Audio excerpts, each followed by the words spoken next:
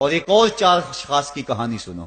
حضور نے ارشاد فرمایا، اے عمر، اگر مجھے لوگوں کے سست ہو جانے کا ڈر نہ ہو تو میں تمہیں یہ بات کہوں کہ اس خبر کو جا کے گلی بازاروں میں بتا دو اور 4 اشخاص کی جنت کی گواہی دے دو کہ انہیں جنت میں جانے سے کوئی شے نہیں روک سکتی۔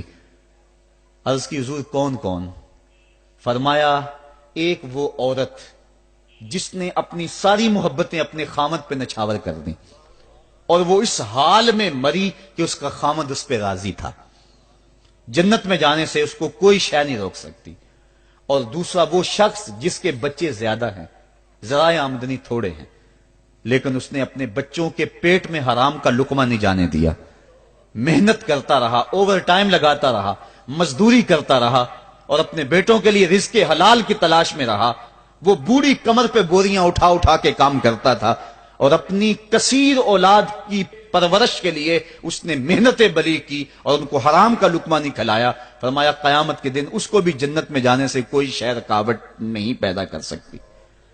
اور تیسرا حضور نے فرمایا، وہ شخص کہ جو اپنے والدین کے ساتھ حسن سلوک کرے اور اس کے والدین اس پہ خوش ہوں، اس پہ راضی ہو جائیں۔ اور چوتھا وہ شخص کہ جس نے ایسی سچی توبہ کی کہ گناہوں کی طرف پلٹنا اس کے لیے اتنا مشکل تھا، جس طرح جانور کے تھن سے نکلا ہوا دودھ واپس نہیں جا سکتا، وہ گناہوں کی دنیا میں دوبارہ نہیں جا سکتا۔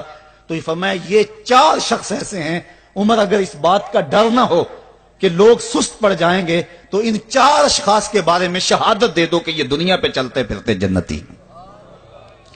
تو ماں باپ کی خدمت کرنے والا، ماں باپ کو راضی رکھنے والا یقیناً اللہ کی نعمتوں کا حقدار ہے۔ وہ بدبخت ہیں بیٹے جو ماں باپ کو راضی نہیں رکھتے۔ اللہ کے حبیب صلی اللہ علیہ وسلم کی خدمت میں ایک شخص حاضر ہوا اور اس نے اذن جہاد طلب کیا، حضور میں جہاد پہ جانا چاہتا ہوں، مجھے اجازت مرحمت فرمائے۔ حضور نے فرمایا، احیٌ والدا کا، کیا تیرے والدین زندہ ہیں؟ کالا نعم، عرض کی ہاں حضور میرے والدین زندہ ہیں۔ کالا ففیہما فجاہد، کہا جا ان کی خدمت کر، یہی تیرا جہاد ہے۔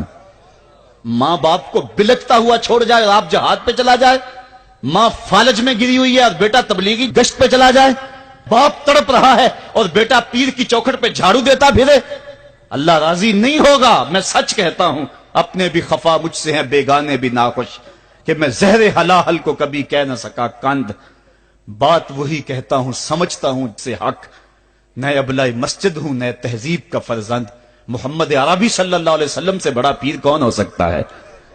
لیکن حضرت وہ ویسے کرنی نہیں آ رہے۔ آقا کریم اپنے بٹن کھولتے ہیں اور کرن کی طرف، یمن کی طرف رخ کر کے لمبی سانسیں لیتے ہیں اور کہا، میں رحمان کی خوشبو پا رہا ہوں۔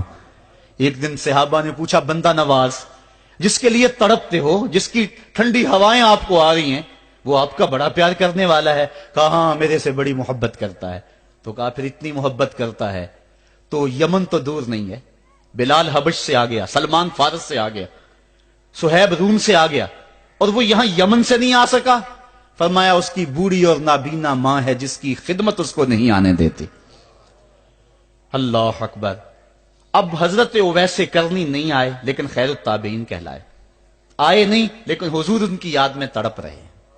اللہ، بلکہ حضور نے فرمایا کہ کوئی جائے اویس بن عامر کو ملے اور جب ملے تو اس کو کہنا میری امت کی بخشش کی دعا کرے۔ جو ماں باپ کی خدمت کرتا ہے اس سے ثابت ہوا اس کی دعائیں قبول ہوتی ہیں۔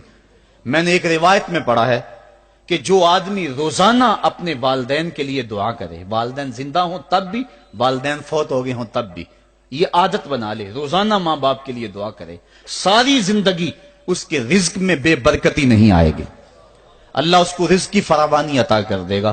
اور جو والدین کے لیے دعا نہیں کرتا، اللہ تعالیٰ کی رحمتوں سے محروم ہو جاتا ہے۔